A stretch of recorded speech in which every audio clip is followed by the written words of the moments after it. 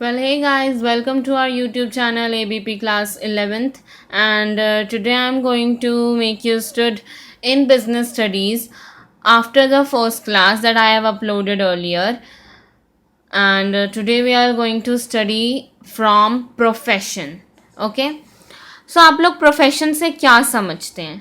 Profession एक एक तरीके का ऑक्यूपेशन होता है जो आपको किसी एक चीज़ में, किसी एक एरिया में स्पेशलाइज्ड नॉलेज देता है.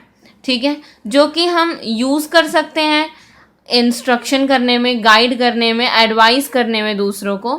ठीक है, तो उसको हम कहते हैं प्रोफेशन. जब आप, जैसे आप सीए कोर्स ही कर रहे हो, या आप मेडिकल कर रहे हो, या आप इंजीनियर हो, तो उसे हम कहेंगे ही is a professional, he is expert in this field. ठीक है, जब आपने कोई कोर्स किया होता है, जब आप किसी फील्ड में एक्सपर्ट होते हो, जब आप किसी एरिया में स्पेशलाइज्ड नॉलेज लेके घूम रहे हो, तो उसको कहते हैं he is professional in that area.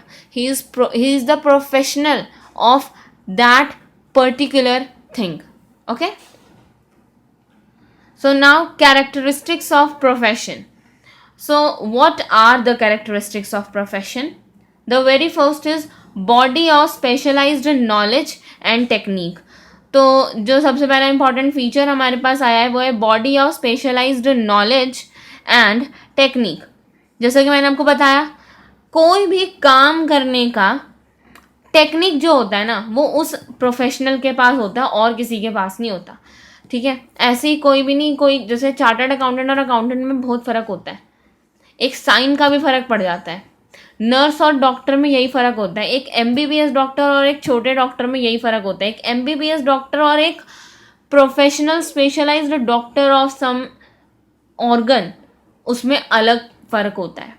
ठीक है, इसीलिए कभी भी ये नहीं बोलना चाहिए he is just a professional. No, he is not just, he is a professional and he has gained that professional knowledge because of a lot of thing, by a lot of skills, knowledge and whatever he has done in life. Okay, तो professional के पास जो है specialised knowledge होती है, technical skill होती है. एक ऑर्डिनरी इंसान जो होता है, एक हमारे जैसा नॉर्मल इंसान, वो प्रोफेशन रन नहीं कर सकता. ठीक है, तो इसीलिए ऑक्यूपेशन एक ऑर्डिनरी इंडिविजुअल का, उसको हम प्रोफेशन नहीं कहते. सेकंड है formalised methods of acquiring training and experience.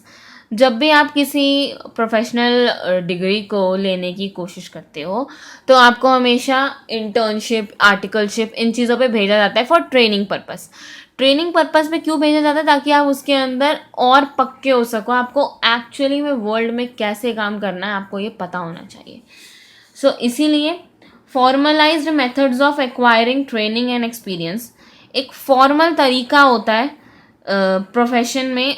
अगर आपको कुछ एक्सपीरियंस कमाना है तो उसके लिए एक फॉर्मल तरीका होता है, आप उसी तरीके से काम कर सकते हो. एक्सपीरियंस होता है एक प्रोफेशन में, एक्सपीरियंस आ जाता है आपको. इसका मतलब ये होता है कि वो ह्यूमन एक्टिविटी जो है सिर्फ एक वो प्रोफेशन वाला आदमी ही कर सकता है. थर्ड पॉइंट में आएगा establishment of representative professional association. जो तीसरा कैरेक्टरिस्टिक्स है प्रोफेशन का वो है कि जो प्रोफेशनल एसोसिएशन है उसका रिप्रेजेंटेटिव प्रोफेशन का यही होगा जो कि परफॉर्म करेगा कुछ इंपॉर्टेंट फंक्शंस, जैसे कि regulate the behaviour of its members. अब जैसे हम सीए कर रहे हैं तो हमारे ऊपर आईसीएआई है, आईसीआई के ऊपर नफरा है.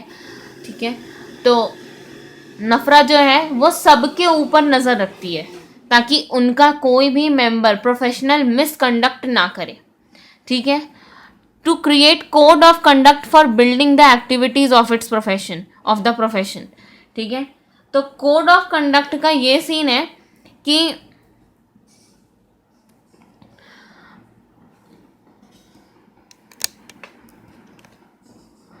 कोड ऑफ कंडक्ट में ये है कि भाई कोई रूल्स बनाए गए हैं, उन रूल्स को वो मेंबर्स फॉलो करते हुए होने चाहिए.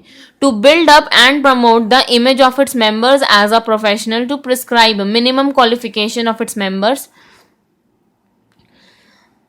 मेंबर्स की मिनिमम क्वालिफिकेशन के साथ उन्हें दिखाना होना चाहिए कि हाँ ये जुड़े हुए हैं इस प्रोफेशनल एसोसिएशन के साथ. To carry entry to profession. अब हम प्रोफेशन कर जाएंगे, कुछ भी जब सीए बन जाऊंगी तो वही कुछ ना कुछ सर्टिफिकेट मिलेगा, तो ऑब्वियस सी बात है वो सर्टिफिकेट हमारा एंट्री टू प्रोफेशन होगा. इंडिया में रिप्रेजेंटेटिव प्रोफेशनल एसोसिएशन जो है with regard to some profession, उनके पास ऑलरेडी एक चीज़ बनी हुई है कि there are representative professional associations like, जैसे कि बार काउंसिल है लॉयर्स के लिए, ठीक है, डॉक्टर्स के लिए मेडिकल काउंसिल है, और चार्टर्ड अकाउंटेंट्स के लिए इंस्टीट्यूट ऑफ चार्टर्ड अकाउंटेंट्स है. तो इस तरीके के अलग अलग प्रोफेशनल एसोसिएशंस बने हुए हैं जिनके अंडर हम लोग काम करते हैं, हम लोग इनके मेंबर्स हैं. ठीक है. कोड ऑफ कंडक्ट क्या होता है? एक प्रोफेशन के मेंबर्स जो होते हैं उनको फॉलो करना होता है code of conduct. Code of conduct जो है वो सिंपल वर्ड्स में हम बोल सकते हैं रूल्स. ठीक है. कोड ऑफ कंडक्ट के अंदर इंक्लूड होते हैं रूल्स जो कि कनेक्टेड होते हैं प्रोफेशन से. जो ये रूल्स होते हैं ये हाईलाइट करते हैं ऑनेस्टी की वैल्यू, इंटेग्रिटी एंड मोरालिटी. ठीक है.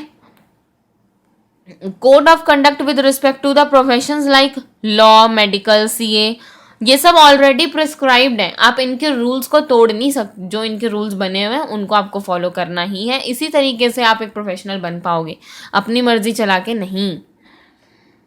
Priority of service over economic consideration. अब इसका मतलब क्या होगा?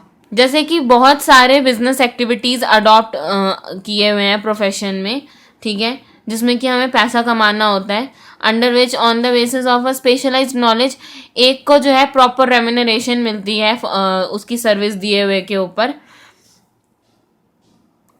तो इसीलिए हम प्रोफेशनल्स को बोलते हैं रिस्पेक्टेड इन सोसाइटी. जैसे कि एक डॉक्टर जो है वो फॉलो करता है प्रोफेशन को अपनी लिविंग के लिए, लेकिन सोशल सर्विस हैपन करता है to be his chief objectives. वो एक सोशल सर्विस को भी करता है. सोशल सर्विस मतलब अपने आसपास का छोटा मोटा काम, ताकि वो अपना चीफ ऑब्जेक्टिव भी पूरा कर सके.